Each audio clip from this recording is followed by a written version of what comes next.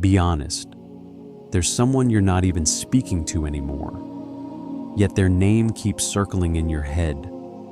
Their face shows up in your thoughts at random moments.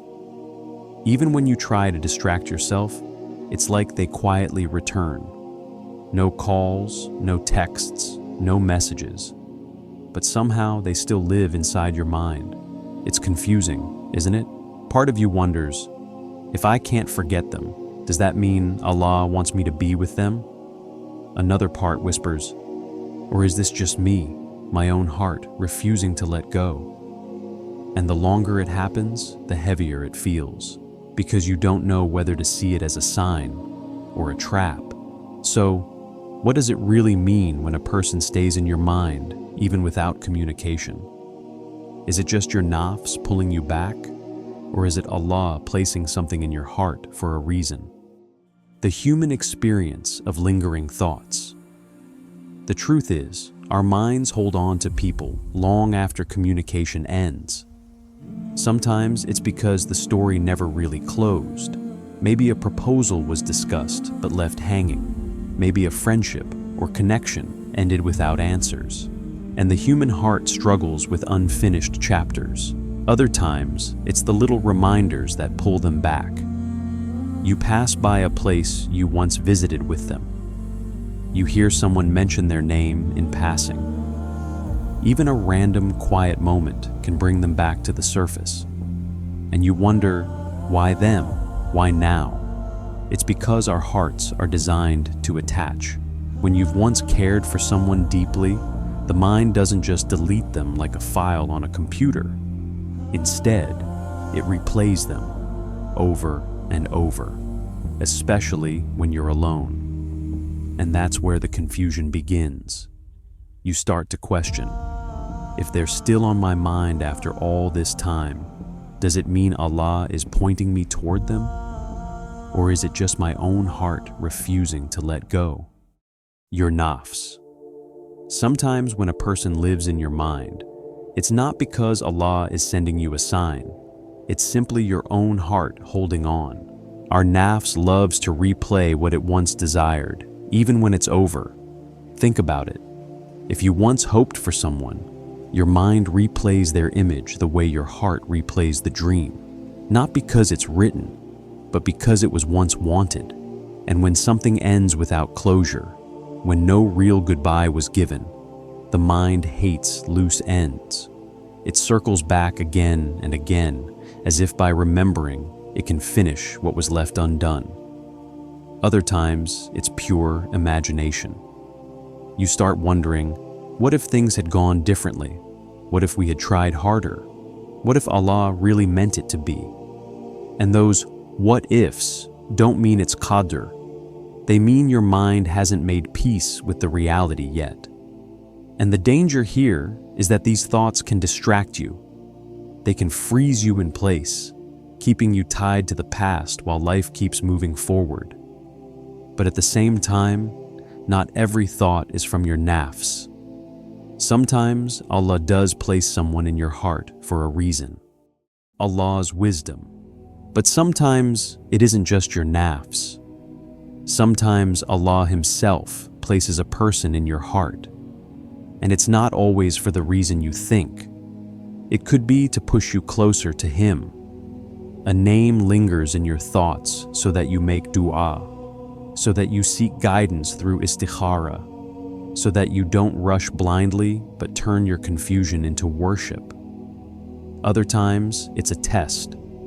Allah allows that person to stay in your mind, not so you chase them, but so you learn where your heart really rests. Do you let the thought consume you, or do you hand it back to Him with trust? And sometimes, it's preparation. Allah may place someone in your heart as a way of softening you, teaching you sabr, or shaping you before the right time comes, even if that person was never meant to stay.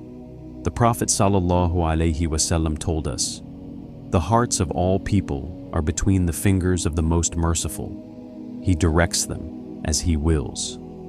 Your heart isn't wandering on its own. Even its attachments are under Allah's control. So, yes, Sometimes a person in your thoughts is more than just memory.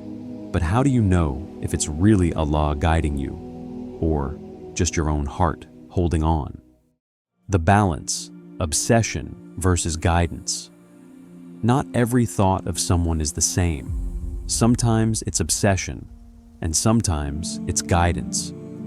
And the difference between the two can change everything. Obsession pulls you away from Allah.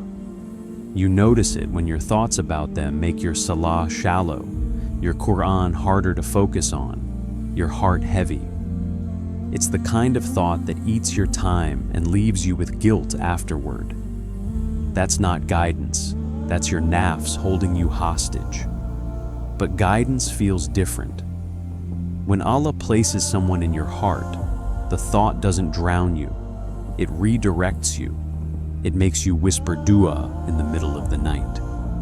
It pushes you to pray Istikhara instead of chasing your imagination. It doesn't paralyze you, it humbles you. The Prophet ﷺ said, "Consult your heart. Righteousness is what brings tranquility to the soul, and sin is what wavers in the heart." Musnad Ahmad. That's the test.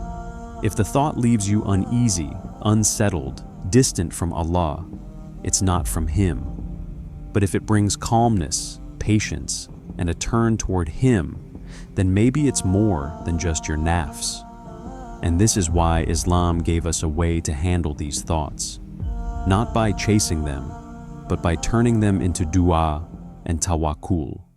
The solution. So what do you do when someone keeps living in your mind? The first step is simple. Don't chase it. Don't convince yourself that constant thoughts are a hidden signal from Allah, and don't build a future in your head around someone who isn't even in your life. That only makes the wound deeper. Instead, redirect it. Every time their name circles back, take it straight to Allah. Turn the thought into a du'a. Ya Allah, if this person is good for my deen, my life, and my akhirah, then bring them closer with ease. And if they're not, then remove them from my heart gently. That way, even your pain becomes worship. And remember, tawakkul isn't only prayer, it's also wisdom. That's why the Prophet ﷺ taught us to seek counsel. Talk to the people who love you, who want the best for you, and weigh their advice. Prayer and consultation together protect you from being blinded by your own emotions. The rest is not your burden. If it's written, Allah will open the path in ways you never imagined. And if it isn't, He will heal you and replace it with something better. Tawakkul means you don't have to carry the what-ifs anymore. You hand them back to the one who already wrote your story. So what does it really mean if someone lives in your mind without communication? In the end, it's a test, not of love, but of the heart. Will you let it consume you, or will you hand it back to Allah with trust? So, what does it really mean when someone is always in your mind, even without communication? It doesn't automatically mean they're yours. It means Allah is testing your heart to see whether you let the thought consume you or whether you hand it back to Him with trust. And that's the real lesson. Your heart is not abandoned. Allah knows the names you whisper silently. He knows the person you can't seem to forget. He knows the weight of longing you carry in secret. And He promises that nothing is lost with Him. If it's written, it will come together in ways you could never arrange on your own. And if it isn't, Allah will heal you, remove the ache, and replace it with something better for your deen, your life, and your akhirah. Either way, you win, because Allah never lets a servant rely on Him and come back empty.